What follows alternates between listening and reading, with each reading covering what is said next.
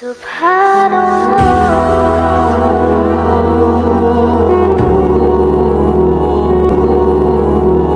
السلام علیکم ورحمۃ اللہ وبرکاتہ۔ رمضان المبارک کا مہینہ شروع ہوتا ہے تو روزے کے مسائل، تراویح کے مسائل، اسی طریقے سے عبادات کے تعلق سے لوگ پوچھنا شروع کر دیتے ہیں۔ ساتھ ہی ساتھ ایک مسئلہ رمضان المبارک میں یہ بھی اٹھتا ہے کہ تراویح کے ختم پر اجرت دینا جائز ہے یا ناجائز ہے۔ بہت زور و شور کے ساتھ اس مسئلے کو اٹھایا جاتا ہے اور عوام تو عوام، خواص بھی اس مسئلے کو پوچھتے ہیں، اور ہر شخص یہ پوچھنے کی کوشش کرتا ہے کہ ختم قرآن پر رقم دینی ہے یا نہیں دینی ہے۔ اس سلسلے میں مختلف باتیں ہم کو ملتی ہیں۔ فتاوی دارالعلوم دیوبند میں تو لکھا ہے کہ تراویح کی اجرت ناجائز ہے۔ اسی طریقے سے بڑے بڑے مفتیان کرام، ان کے فتاوی ہم دیکھیں، ان میں بھی یہی بات لکھی ہے۔ مولانا اشرف علی تھانوی ہیں، مفتی محمود حسن صاحب ہیں، سب نے یہی بات لکھی ہے کہ اجرت تراویح ناجائز ہے، حرام ہے۔ لیکن حال ہی میں ہم نے یہ دیکھا کہ کچھ مفتیان کرام نے اس سے اختلاف کیا اور اس پر کتاب بھی لکھی گئی۔ کچھ لوگ مفتی سعید صاحب رحمۃ اللہ علیہ کا حوالہ بھی پیش کرتے ہیں، کچھ مفتی ظہرعلی خان صاحب کا حوالہ پیش کرتے ہیں۔ حال ہی میں مفتی سلمان صاحب پالن پوری، انہوں نے کتاب لکھی ہے جس میں تراویح کی اجرت کو جائز قرار دیا ہے۔ اس سے قطع نظر کہ کن لوگوں نے تراویح کی اجرت کو جائز قرار دیا ہے، دیکھنا یہ ہے کہ جمہور آج بھی تراویح کی اجرت کو ناجائز ہی قرار دیتے ہیں۔ لیکن یہاں پر ایک مسئلے کی نوعیت اور ہے۔ یہ مسئلہ کیوں اٹھایا جاتا ہے، کیوں بار بار اس مسئلے کو پوچھا جاتا ہے، جبکہ دارالعلوم دیوبند جیسی عظیم عمارت اور دارالعلوم دیوبند جیسا عظیم ادارہ اس بات کی گواہی اور شہادت دیتا ہے، اور دارالعلوم دیوبند کے مفتیان کرام یہ مسئلہ لکھتے ہیں کہ تراویح کی اجرت جائز نہیں ہے، اس کے باوجود بار بار اس مسئلے کو اٹھایا جاتا ہے۔ کیوں؟ کیونکہ لوگوں کی نظر امام اور مؤذن کی تنخواہ کے اوپر ہوتی ہے۔ جب کچھ لوگوں سے اس تعلق سے پوچھا گیا تو انہوں نے یہ کہا کہ رمضان المبارک کا موقع ایسا ہوتا ہے جس میں لوگ دل کھول کر تعاون کرتے ہیں۔ غیر رمضان میں امام، مؤذن، مدرسین کی تنخواہ کے اوپر کوئی نہیں بولتا ہے۔ یہ بہت افسوس کی بات ہے کہ ہم امام اور مؤذن کی تنخواہ کا معیار مقرر نہیں کر رہے ہیں۔ آج کے اس دور کے اندر اگر دیکھا جائے تو امام اور مؤذن کی تنخواہ اتنی ہے کہ مہینہ تو درکنار 15 دن کا راشن بھی آنا مشکل ہو جاتا ہے۔ وہ اپنے گھر کے افراد کا خرچہ کس طریقے سے اٹھائے گا؟ امام اور مؤذن اور مدرسین کی تنخواہ کو کیوں بڑھایا نہیں جاتا ہے؟ جس طریقے سے ہم مفتیان کرام سے یہ سوال کرتے ہیں کہ اجرت تراویح جائز ہے یا ناجائز ہے، ہم ان مفتیان کرام سے یہ بھی پوچھے کہ ہمارے مسجد کے امام کی تنخواہ یہ ہے، کیا یہ ظلم تو نہیں ہے؟ ہمارے مسجد کے مؤذن کی تنخواہ یہ ہے، کیا ہم اس پر ظلم تو نہیں کر رہے ہیں؟ متولیان مسجد، مسجد کے ٹرسٹیان، وہ ان باتوں کے اوپر غور کریں کہ امام اور مؤذن کی تنخواہ کا معیار کیا ہونا چاہیے۔ مہنگائی جتنی تیزی سے بڑھ رہی ہے، حالات جتنی تیزی سے بدل رہے ہیں، اور تنخواہ کا معیار آج بھی کم ہے۔ اس تنخواہ کے کم ہونے کی وجہ سے بہت سارے علماء کرام غلط راستے کے اوپر چلے جاتے ہیں۔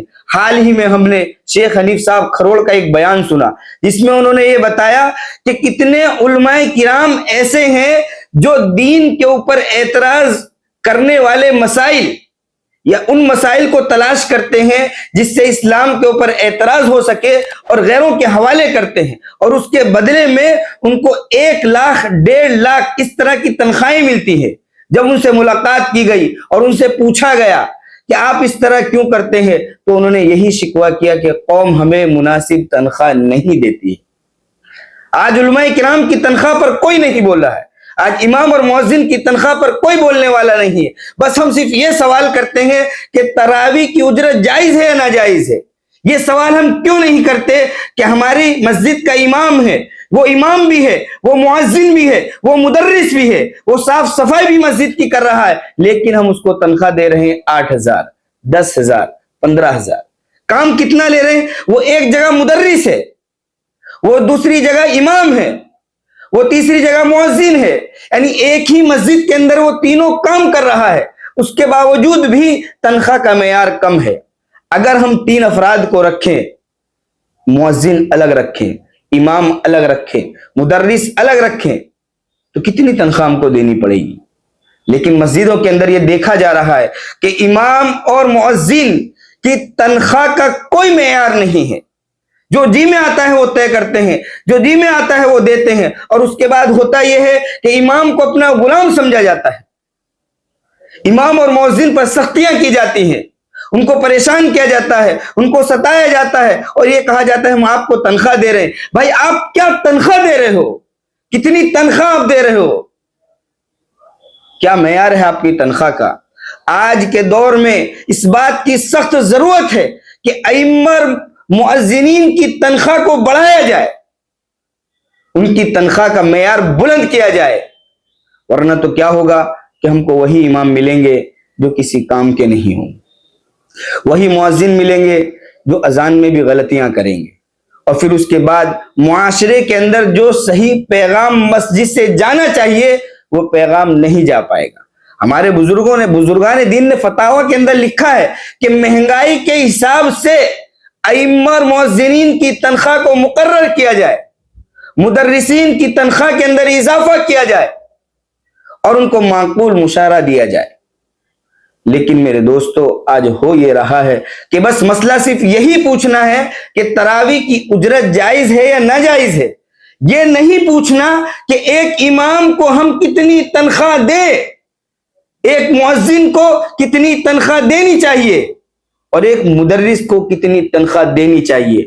یہ سوال ہم نہیں کرتے ہیں، سوال صرف یہی ہوتا ہے کہ تراویح کی اجرت جائز ہے یا ناجائز ہے۔ جو لوگ جائز سمجھتے ہیں پھر وہ دلائل دیتے ہیں کہ مفتی سعید صاحب رحمۃ اللہ علیہ نے یہ فرمایا، مفتی زرولی صاحب رحمۃ اللہ علیہ نے یہ فرمایا، مفتی سلمان صاحب خلی نے یہ لکھا، وہ اس طرح کی باتیں پیش کرتے ہیں۔ اور جو ناجائز کہتے ہیں وہ کہتے ہیں دارالعلوم دیوبند کا فتویٰ یہ ہے، مولانا اشرف علی تھانوی نے لکھا ہے، مفتی محمود صاحب نے یہ لکھا ہے، وہ سارے کے سارے دلائل اس میں رکھ دیتے ہیں اور آپس میں الجھ جاتے ہیں۔ لیکن جس مسئلے کے اوپر بحث ہونی چاہیے وہ مسئلہ یہ ہے کہ ائمہ اور مؤذنین کی تنخواہ میں اضافہ کیا جائے، تاکہ سوال ہی پیدا نہ ہو کہ تراویح کی اجرت دینی ہے یا نہیں دینی ہے۔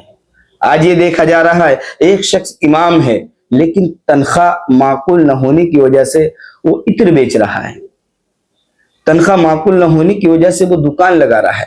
اب اس کے پاس وقت ہی نہیں ہے کہ وہ لوگوں کی اصلاح کرے، وہ دعوت و تبلیغ کا کام کرے، وہ لوگوں کے اندر بیٹھ کر حدیث کا درس دے، وہ قرآن کا درس دے، وہ لوگوں کو سمجھائے، وہ لوگوں کو دین بتائے، وہ لوگوں کو اسلام بتائے۔ اس کے پاس اتنا وقت نہیں ہے کیونکہ وہ اپنے اخراجات ہی پورے نہیں کر پا رہا ہے۔